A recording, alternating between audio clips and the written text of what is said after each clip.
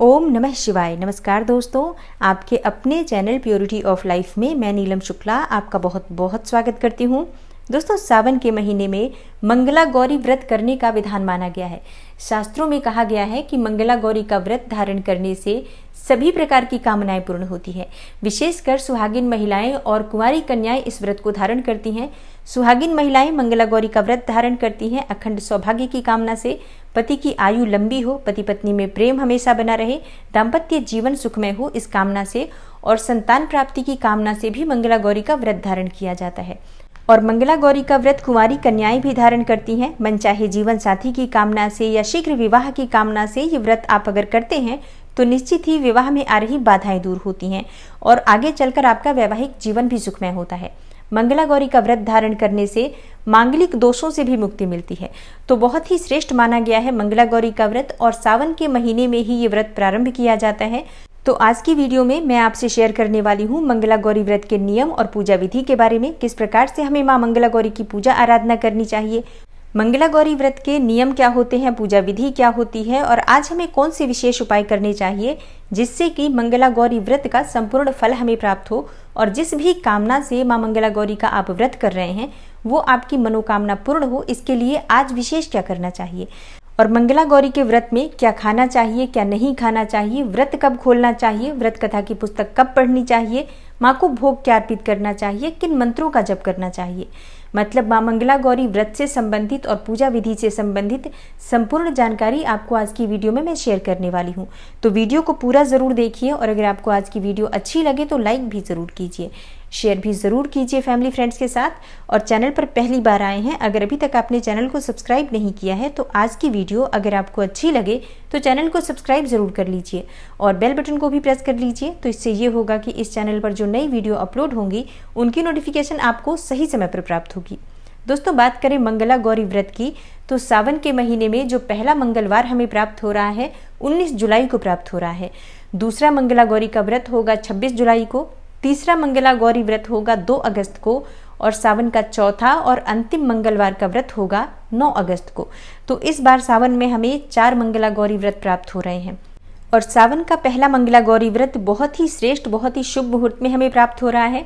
सर्वार्थ सिद्धि योग में सावन का पहला मंगला गौरी व्रत होगा और इस शुभ मुहूर्त में माँ मंगला गौरी की पूजा आराधना करने से मन की समस्त कामनाएं पूर्ण होती है।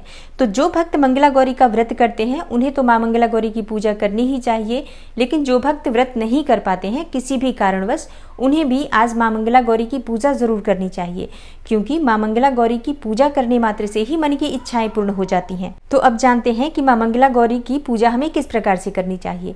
देखिए, अगर आप माँ मंगला गौरी का व्रत धारण करना चाहते हैं तो प्रातःकाल जल्दी उठ जाइए, स्नान इत्यादि करने के बाद साफ स्वच्छ वस्त्र धारण कीजिए और आज के दिन लाल रंग के वस्त्र धारण करके माँ मंगला गौरी की पूजा करना बहुत ही श्रेष्ठ माना जाता है। लेकिन अगर आप लाल रंग के वस्त्र नहीं पहनते हैं तो ऐसे में कोई भी हल्के रंग के वस्त्र पहन सकते हैं, लेकिन आज के दिन आपको काले या नीले रंग के वस्त्र नहीं पहनने चाहिए, इस बात का ध्यान आप अवश्य रखिए। तो विधि विधान से माँ मंगला गौरी की पूजा करनी है, इसलिए सबसे पहले स्नान करने के बाद आप सूर्यदेव को जल अर्पित कीजिए।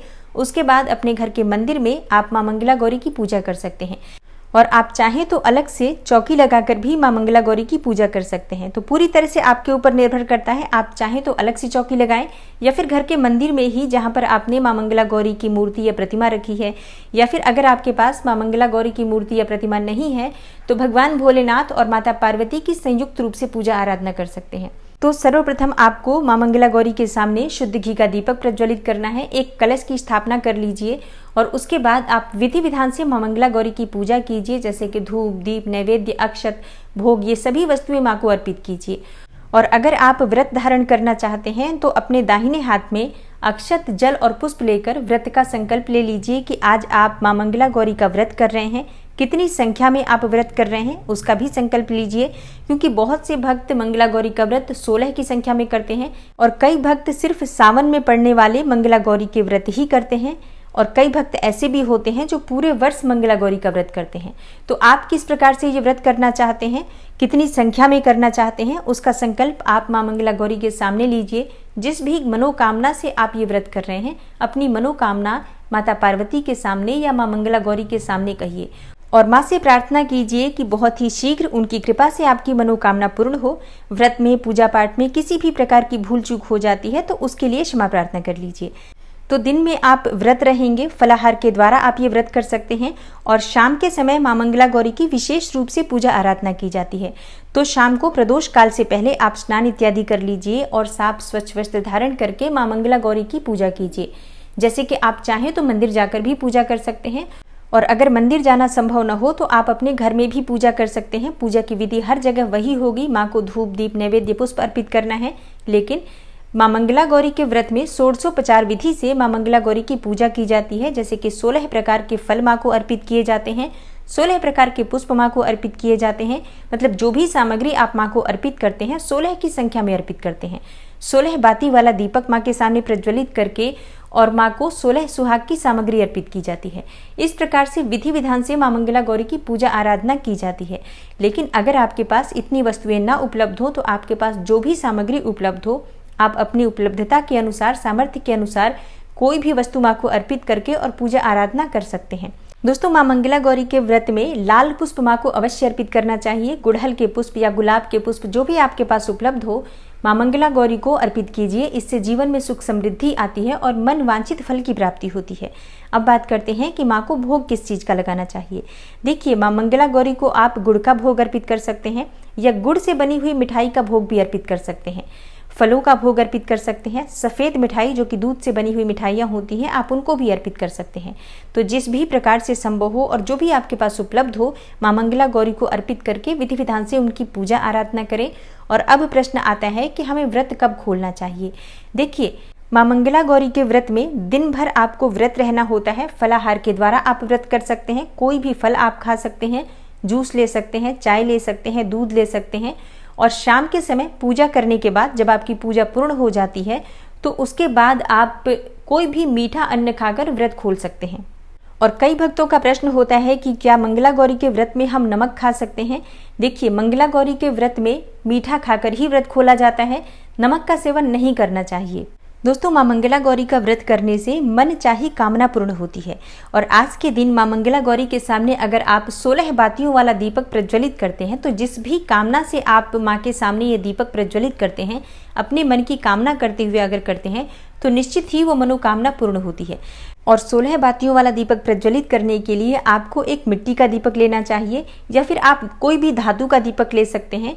और या चाहे तो आप आटे का दीपक भी बना सकते हैं। मतलब जिस भी प्रकार से संभव हो, एक दीपक आपको चाहिए और लंबी वाली 16 बातियां उस दीपक में आप डाल दीजिए। उसके बाद आप उसमें थोड़ा सा घी डाल सकते हैं या चाहे तो तेल भी डाल सकते हैं।